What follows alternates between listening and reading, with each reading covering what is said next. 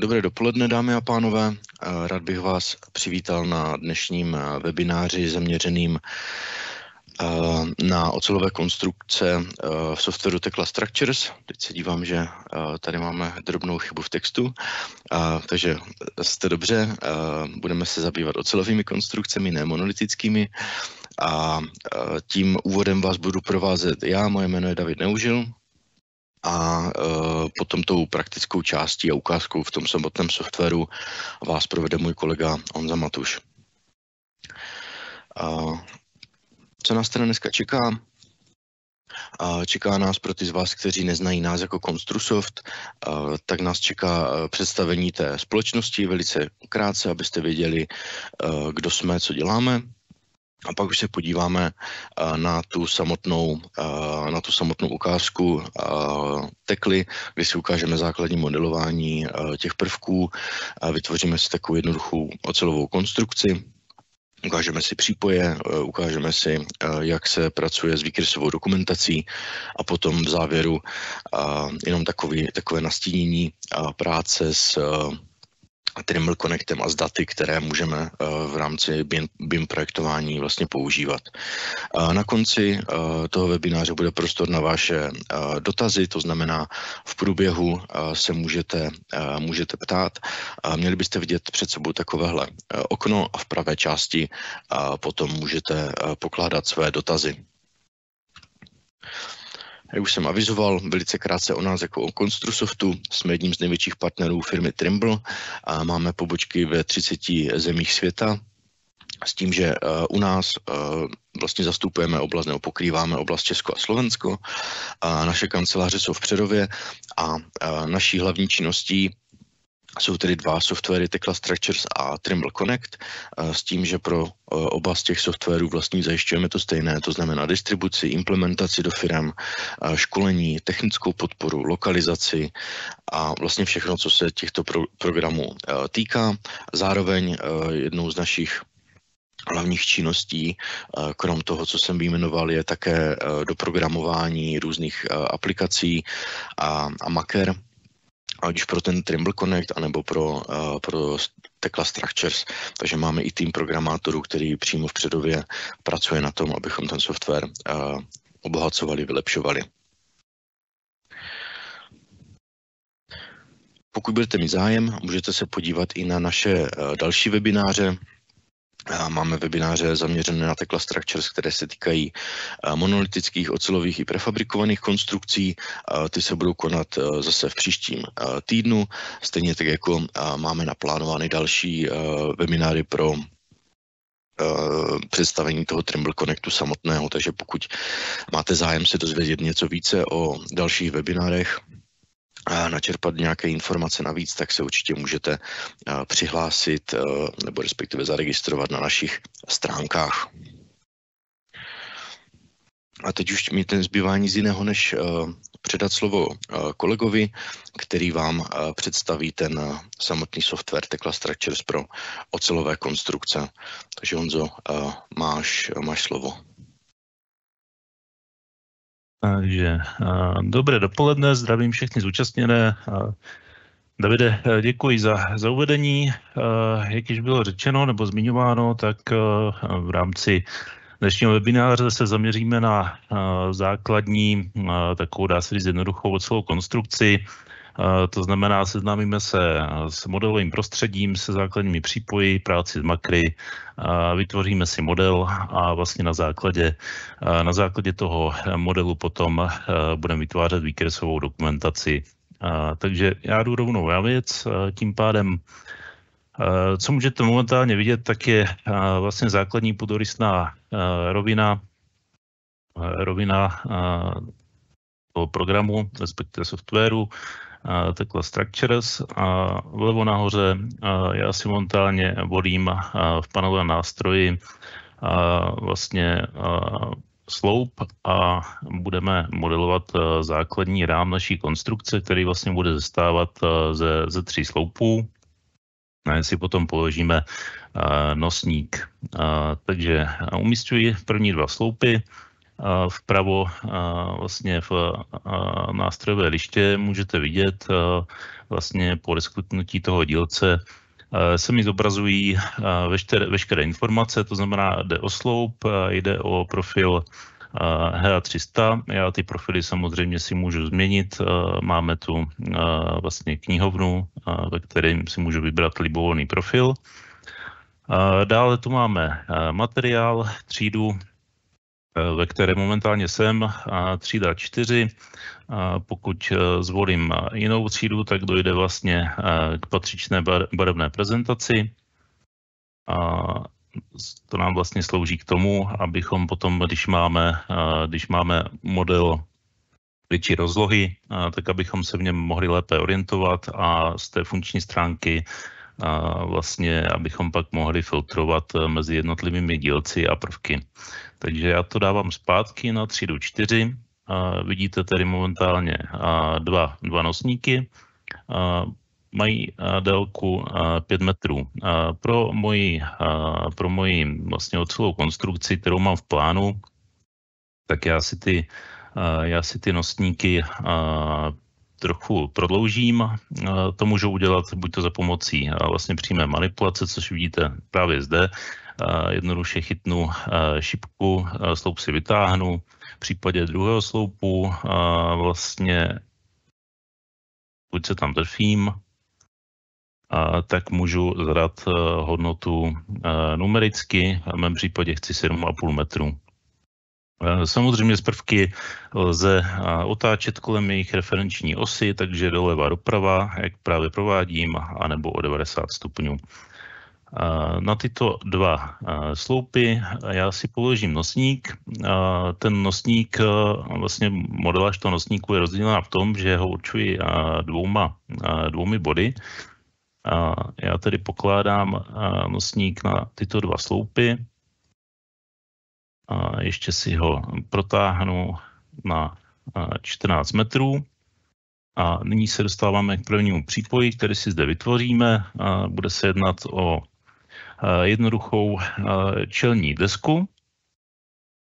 Můžeme vidět vlastně zase vpravo panel nástrojů, knihovna našich komponent, vyskočilo mi dialogové okno, kde mám možnost samozřejmě změnit parametry, v tomto případě odsazení sloupu od nosníku, můžu si zde vymodelovat tloušťku, čelní desky, rozmístění, normu šroubů a tak dále.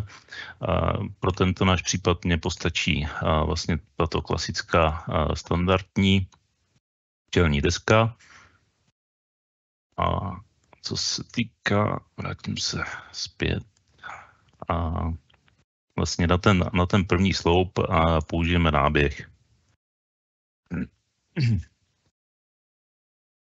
V tomto případě já si vybírám makro 40. V jeho standardním nastavení bude vypadat nějak takto. Pokud bych chtěl, můžu si samozřejmě parametrizovat libovolným způsobem. Namátkou změním parametry vlastně tloušťky čelní desky, výstuhy vazníků, sloupů. V tomto případě se pohneme asi o centimetr, jak můžete vidět. A můžu si volit parametry náběhu. Takže jenom pro názornou ukázku prodloužíme v horizontální a vertikální rovině. Můžeme doplnit počet šroubů a samozřejmě jejich velikost 20, v tomto případě toleranci díry, normu šroubu. Takže já dám měnit. Vidíte, že šrouby se mi zvětšily a mám možnost si vložit pod hlavu šroubu takovýmto jednoduchým způsobem i podložku. Takže já se vrátím do standardního nastavení tohoto makra, které mi bude postačovat pro tu moji konstrukci. A nyní, co nám zbývá, jak jsem avizoval, tak sloupy budou 3, takže na souřadnici C umístuji další sloup. Ten si trochu povytáhnu a použijeme zase čelní desku. pro provedení přípoju. Jak můžete vidět, tak Tekla v tomto případě si dovede sama ty objekty dotáhnout k sobě. To znamená, vyberu první dílec, v tomto případě to byl nosník, sloup a i když jsem tam měl tu mezeru, tak Tekla si to automatizovaně dotáhla. Takže nyní máme přípoje. Co nám zbývá vlastně k dokončení základního rámu, tak budou patní desky. Takže já si vyberu patní desku s výstuhou a vložím si ji označím první sloup, jeho střed, vložím a tuto patní desku si budu chtít trochu individualizovat. V mém případě ji doplním o kotevní tyče. To znamená, zvolím si kotevní tyče,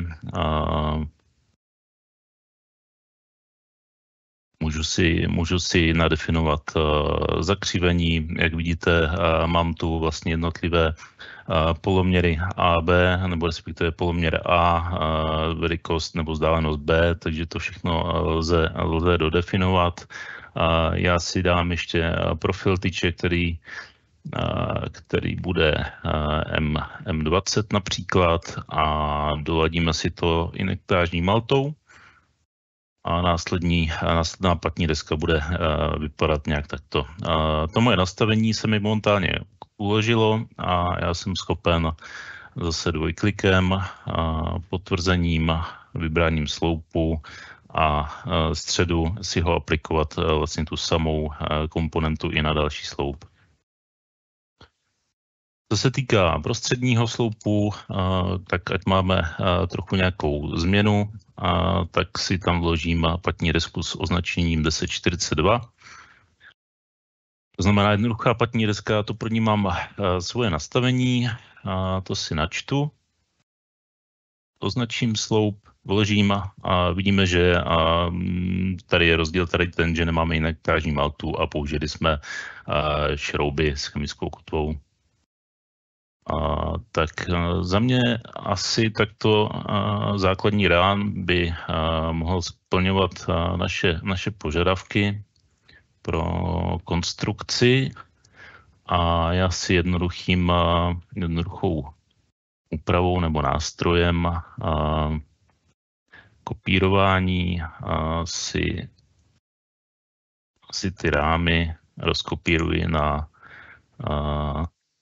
požadované souřadnice, jak jsem udělal následně.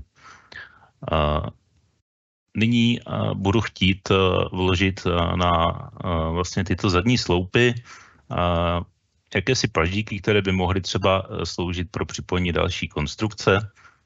Já to udělám tím způsobem, že si momentální konstrukci, nebo tak, jak ji momentálně máme, tak si očísluji objekty. Tím přiřadím vlastně čísla jednotlivým dílcům a zvolím si nástroj synchronizace dílců. Tento nástroj mi slouží k tomu, že pokud já vyberu zdrojový dílec, v tomto případě to bude tento sloup, tak mi dojde k tomu, že Tekla mi vybere vlastně identické sloupy, které v tom modelu mám. To znamená, můžete vidět, že podle kódu pozic jsou to vlastně sloupy, které jsou na souřadnicích A3, A4, A6, což jsou vlastně moje požadované sloupy pro vložení toho paždíku. Paždík já si označím a vložím si ho na první zdrojový sloup, jak vidíte, mám ho tam a nyní chci jednoduchým způsobem vlastně ten zdrojový sloup, tak jak je, tak rozkopírovat na další sloupy. To znamená, že by se mi tam měl objevit ten paždík. Jak vidíte, tak to vypadá identicky. Zavírám. Co je výhoda tohoto nástroje synchronizace dílců je potom to, že pokud já si rozkliknu vlastně tu komponentu toho paždíku, dostanu se do nějakých parametrů, řekněme, že si budu chtít změnit rozměr toho paždíku, takže tady dám 300 mm, označím si vlastně celou konstrukci a dám změnit, tak vidíme, že se mi změnil rozměr nejen na tom zdrojovém dílci, ale automaticky na všech ostatních, které byly vlastně s tímto zdrojovým synchronizovány.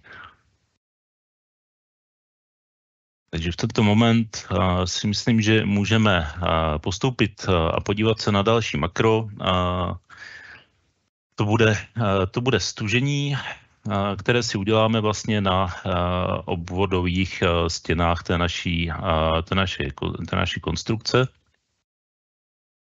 Mám tu zase svoje nastavení, které načítám a jednoduše výběrem hlavního vedlejšího prvku se mi, což vlastně v našem případě reprezentují jednotlivé sloupy, tak se mi vytváří to stužení.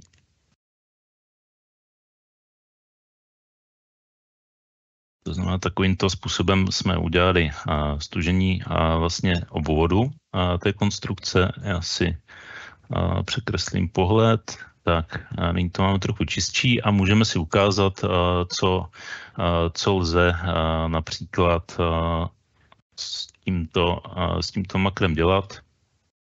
Jak vidíte, mám tu definované vlastně nějakým způsobem parametry, abychom tam měli jedno křížení s tlačeným prutem. Já pokud to druhé nebo to spodní křížení zadám mu úroveň například 3 metry a od 3,20 m nám bude následovat vlastně to další křížení, které bude končit v 5,60 m a změním, tak vidíme, že vlastně se nám vytvořilo druhé skřížení a nemám tu ještě tlačený prut, takže přijdu do záložky tlačený prut, jednoduchým způsobem ho nechám vytvořit. Takto, co nám tu, teď mi to ujelo, co nám tu nesedí, tak ještě to odsazení, které by bylo dobré trošku taky poladit takovýmto způsobem například. Takže i takto to může vypadat, pokud bych samozřejmě chtěl nebo nechtěl, ty spoje tam můžou, nemusí být. Můžu si vlastně tu konstrukci nebo respektive to stužení, ty L-kové profily, co tady mám uprostřed, tak si je můžu tímto způsobem rozdělit jednoduše a pomocí dalšího makra, což je centrální styčník, které si otevřu v jeho standardním nastavení a vlastně určím si jednotlivé profily toho stužení, kliknu prostředním tlačítkem a vytváří se mi takovýto spoj centrálního styčníku. Samozřejmě můžeme zase definovat šrouby, může to být přivařené a tak dále. Takže v tento moment máme hotovou obvodovou stěnu a já vyřeším ještě střechu. Tam si dáme také stužení, opět načítám svoje nastavení a v tomto případě označuji ty střešní nosníky nebo nosníky na těch sloupech. Tak to a myslím si, že by to takto mohlo nějak vypadat. A co nám to ještě může chybět, tak vaznice na střeše, na to můžeme, nebo pro zakrytování, na to můžeme použít generátor vaznic. Opět tu mám přednastaveno, použiji ten generátor vaznic, funguje tím způsobem, že si určuji vlastně první bod, odkud budou vaznice generovány a potom si určuji jednotlivé objekty, přes které ty nebo na které ty vaznice půjdou. Potvrdím prostředním kolečkem a vidíme, že tam máme vaznice.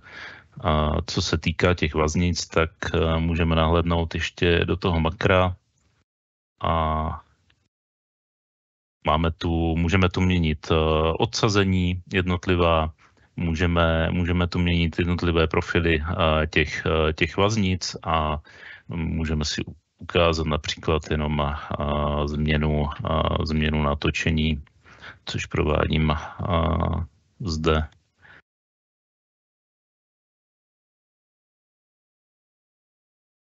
Tak. Myslím si, že model v tomto okamžiku máme hotový. Já ještě předtím, než si otevřeme výkresy, tak si ten model budu chtít nahrát vlastně do našeho cloudového úložiště řešení CDE nebo CDE řešení Trimble Connect. Zvolím tedy záložku Trimble Connect a provedu nahrátí modelu.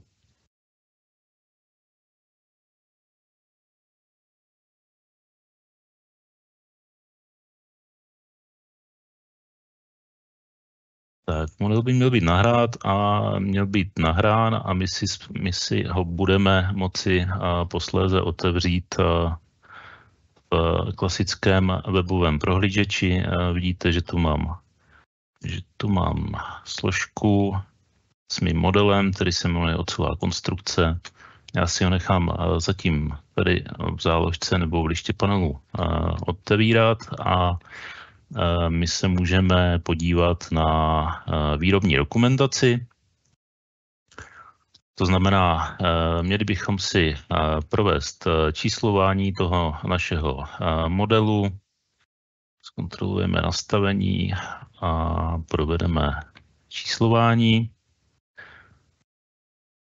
A já si budu chtít zobrazit například tady tento nosník vlastně i s tím přípojem tak, jak je. Takže udělám to jednoduchým způsobem a to tak, že ho označím. Dám vytvořit výrobní výkres. A mám tu vlastně ten svůj nosník. Můžu si vybrat jednotlivé nastavení, podle kterého chci vlastně vytvořit ten výkres a dole ve viditelnosti objektů, pokud si zviditelníme i ostatní prvky, tak jak jde vidět, tak bych si mohl nechat vykreslit vlastně jednotlivé výrobní výkresy těch plechů. Pokud to označím, měli bychom to vidět i na tom modelu, takže tady konkrétně se jedná o tento plech toho náběhu, čelní desku, výstuhu, a vlastně všechny ty prvky, které tomu nosníku momentálně náleží. Mě bude zajímat především výkres toho nosníku, to znamená tento. Vrátím si zpátky to nastavení a myslím si, že pokud takto vytvořím, tak by to mělo být v pořádku, takže dávám vytvořit. A náš výkres najdeme ve správci dokumentů. Nyní jsem polecel všechny výkresy. Samozřejmě, kdyby tam byly i ty jednotlivé položky, tak je to budu mít zobrazeny. Jo? Já si můžu zobrazit všechny výkresy, jednotlivé položky. Když dám výkresy dílců, tak se mi tu vlastně zobrazí ten můj dílec. Já ho otevřu. A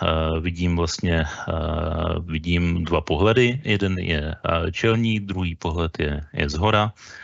Těmi pohledy já si můžu rozmístit kamkoliv potřebuji. Stejně tak jsem schopen hýbat s jednotlivými značkami plechů, šroubů.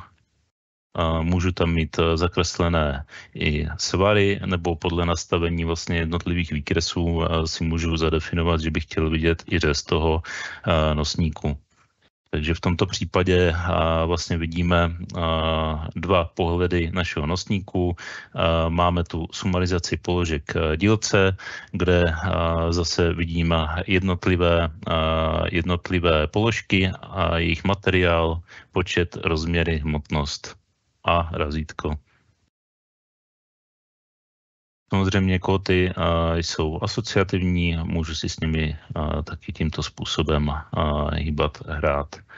Takže momentálně zavírám výkres a můžeme si ukázat ještě v prostředí modelovém, že pokud dojde k tomu, že já si budu chtít změnit nějaký rozměr na tom dílci, kde zrovna mám už tady vytvořen výkres, tak v mém případě můžeme zkusit například rozbít tento prvek a posunout si tu výstuhu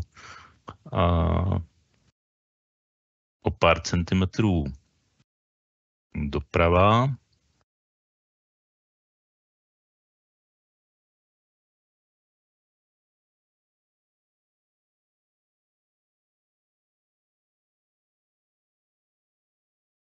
Tak teď nám to úplně nevyšlo podle mých představ a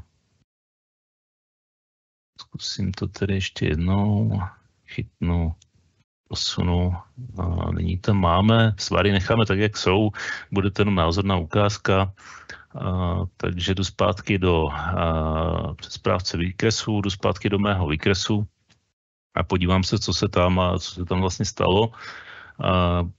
Program poznal nějakou změnu, to znamená, chce po mně provést číslování a když otevřeme ten výkres, tak můžeme vidět, že vlastně došlo k posunutí té výstuhy. Mám to označeno vlastně automaticky formou revizních mráčků a tady této šipky ve směru vlastně toho posunu. Zároveň došlo ke změně rozměru těch kód, takže mám to označeno i vlastně v těch rozměrech. Takže v tento moment já můžu odebrat ty mráčky, kdybych to tak chtěl nechat, tak zkrátka zavírám, ukládám výkres. Protože si budeme vytvářet ještě projekční výkres, tak já to makro tam vložím znovu.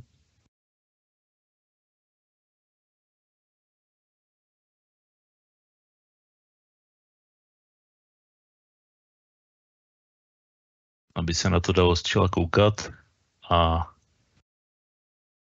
není v tomto stádiu, vlastně kdy máme tento 3D pohled, tak já si budu chtít zobrazit ještě půdorysný pohled na tu moji konstrukci.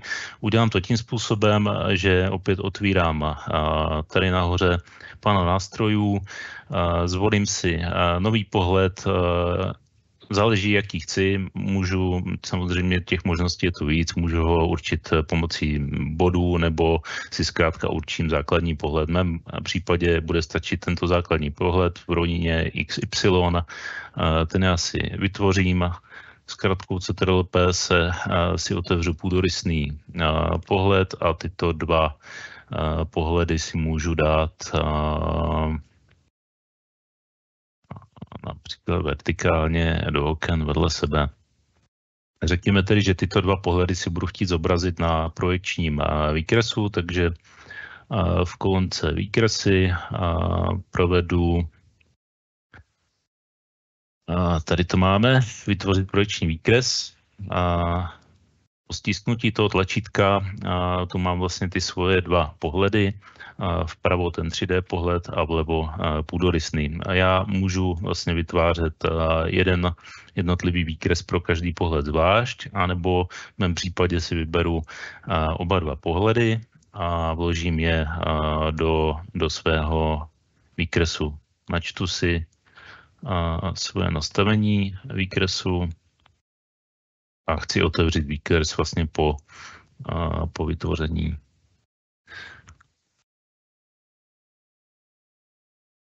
Tak, nyní vidíme zase opět tedy výkresové prostředí. Tady nahoře mám vlastně ten svůj 3D pohled a vidím na něm značky jednotlivých prvků. A co tu vidím ještě navíc, tak jsou vlastně tyto obláčky, otazníky a ty jsou tu z toho důvodu, že jsem neočísloval po této změně model. Pokud bych ho očísloval, tak mi vlastně přiřadí automaticky vlastně čísla k jednotlivým prvkům.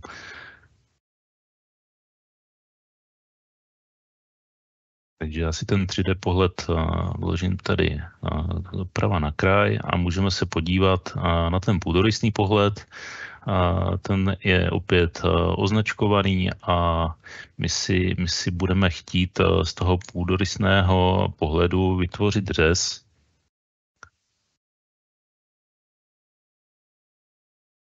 Si opět načtu svoje nastavení, které mám uloženo. A v záložce pohledy si vytvoříme pohled řezu. V tomto případě to bude vlastně boční pohled na tu moji konstrukci. Zadávám opět pozicí a určím si hloubku toho řezu a následně si nechám vlastně vykreslit tam, kam vlastně v tom výkrese požaduji. Takže zobrazil se mi vlastně ta moje konstrukce z boku a já jsem schopen si vytvořit vlastně ještě detail, pokud bych samozřejmě chtěl. Dám si pohled detailu a můžeme se podívat třeba na tu patní desku.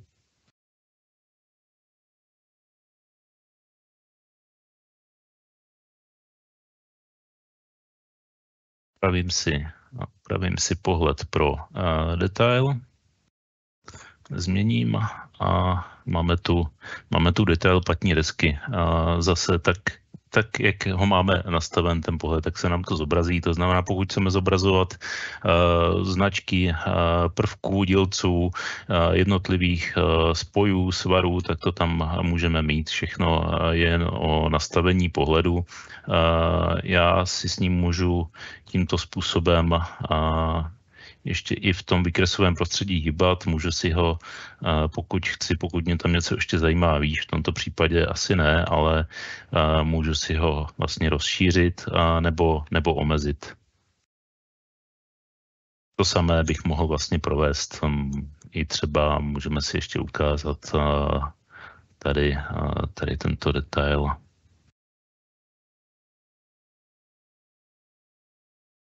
Toho mého stužení. A taky si ho trochu roztáhnu. Takže to by asi pro názornost, co se týká projekčního výkresu, si myslím stačilo. Ještě vám můžu ukázat vlastně jednu takovou možnost. Například, pokud bych tady chtěl vidět na tom půdorysném pohledu kotvení mé konstrukce, tak vlastně si rozkliknu zase vlastnosti pohledu a pokud si omezím hloubku, v mém případě 150 mm zkusíme, tak dojde vlastně k tomu, že si omezím vlastně hloubku toho pohledu a zobrazím si tímto způsobem například kotvení. Takže v tento moment já zavírám tedy projekční výkres, můžu si ho uložit, pokud si. Co bychom si ještě mohli ukázat, tak asi taková poslední věc, co se týká výpisů nebo výkazů materiálu, tak pod položkou výkazy máme možnost si vlastně vytvořit nebo otevřít v mém případě to bude ve formátu excelovském, výkaz dílců.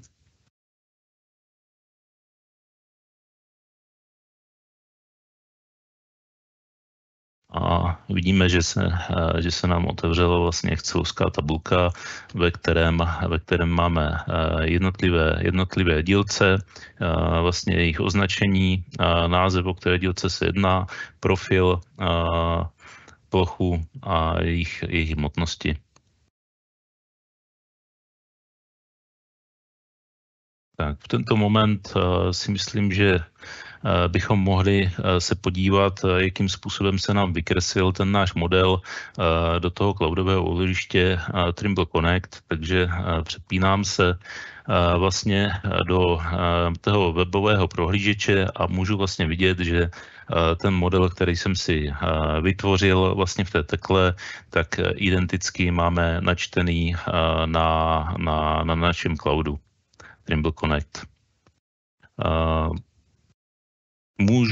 Můžu si zde zobrazit například informace o jednotlivých dílcích, takže když jsem zvolil jsem ten sloup, tak vidím jeho označení, váhu, vlastně všechny ty informace, které tu chci zobrazit, tak tu můžu mít. Pohybujeme se vlastně v tom modelu podobně tak jako v modelu. Co se týká Trimble Connectu, tak moji kolegové Martin Matěšovský a Pavel Kochta mají pro tento produkt vlastně udělaný zvlášť webinář, takže pokud byste měli zájem, tak ty webináře běží současně, tak se tam můžete samozřejmě připojit a dozvíte se o tomto řešení ještě mnohem více. Takže já si myslím, že z mé strany by to, Davide, mohlo být, nebo je to vše. Takže já poprosím, jestli máme nějaké otázky. Jo, díky za ukázku práce v softwaru Tekla Structures pro ocelové konstrukce. Máme tady dva dotazy, které přišly v průběhu té ukázky a první z nich je, zda je možné, aby více uživatelů pracovalo současně na jednom modelu. Určitě to možné je. Vlastně momentálně to lze pomocí aplikovat, nebo lze to řešit pomocí služby Tekla Model Sharing, kterou v rámci vlastně aktuálních našich verzí, nebo respektive pronájmu, které máme, tak ty pronájmy vlastně tuto službu obsahují už automaticky, stejně tak jako Trimble Connect. Takže ano. Super, díky. A pak tady máme druhý dotaz a ten se týká přímo práce v Tekle a je směřovaný na to, jestli je možné v tom modelu dělat i jiné konstrukce než ocelové, konkrétně je tady zapsaný dřevo a beton, to znamená, jestli to můžeme dát do jednoho modelu. Ano, tak určitě, tak jak jsem to vytvářel vlastně tu ocelovku, tak to může být z dřevěných profilů, takže může to být opravdu i dřevěná konstrukce a co se týká vlastně betonu, tak Tekla umí zároveň jak ocel, tak v jednom modelu vlastně kombinovat i ty betony. Co se týká betonu, tak klasické vlastně monolity nebo prefabrikáty.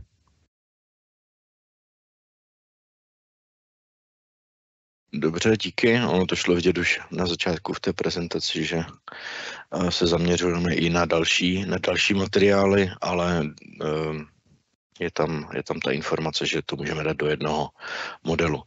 A další dotazy tady nevidím. To znamená, pokud by vás dodatečně ještě něco napadlo, tak nás samozřejmě můžete kontaktovat. Teď vidím, že tady vyskočil další dotaz. S dotazem, jestli budeme dělat někdy webináře na modelování mostů nebo objektů mostů. Zatím takový webinář naplánovaný nemáme, nicméně děkujeme za podnět a někdy v budoucnu je možné, že takový webinář uskutečníme i pro tento typ konstrukcí. Takže v aktuální sérii, kterou máme naplánovanou během těchto nebo následujících ještě 2 týdnů, tak to v programu není, ale někdy v budoucnu plánujeme další série webinářů a tam bychom samozřejmě mohli začlenit i tady tyto typy konstrukcí. Tak další dotaz teda nevidím, a to znamená, pokud by vás, jak jsem říkal, něco ještě dodatečně napadlo, můžete nás samozřejmě kontaktovat skrz naše webovky. Vidím tady další dotaz. Je tady dotaz, jestli je Tekla vhodná pro vytváření konstrukcí stožárů. Ano, máme několik, řeknu, desítek komponent a maker, které jsou určené přímo pro ty stožárové konstrukce, to znamená jak na vytváření těch samotných té samotné hlavní konstrukce těch stožárů, tak samozřejmě těch stužení, ramen a tak dále.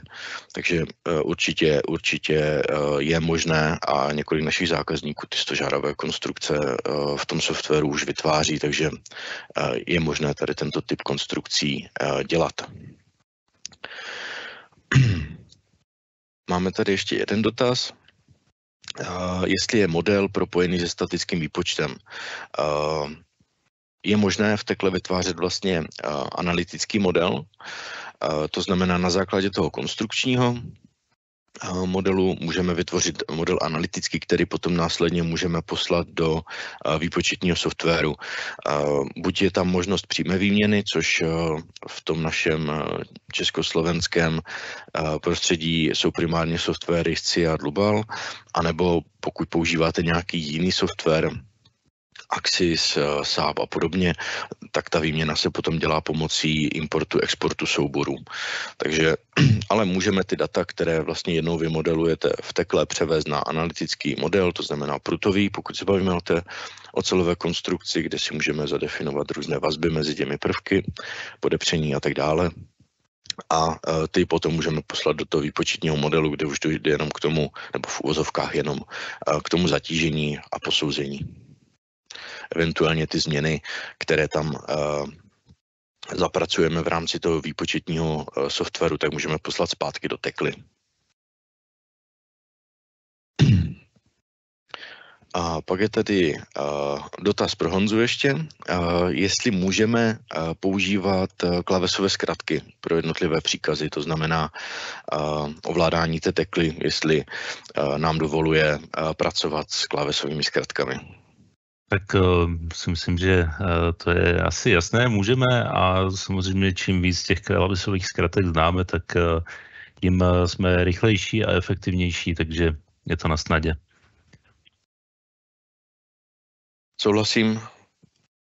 Souhlasím, takže klávesové zkratky určitě ano, s tím, že si je samozřejmě můžeme definovat i sami.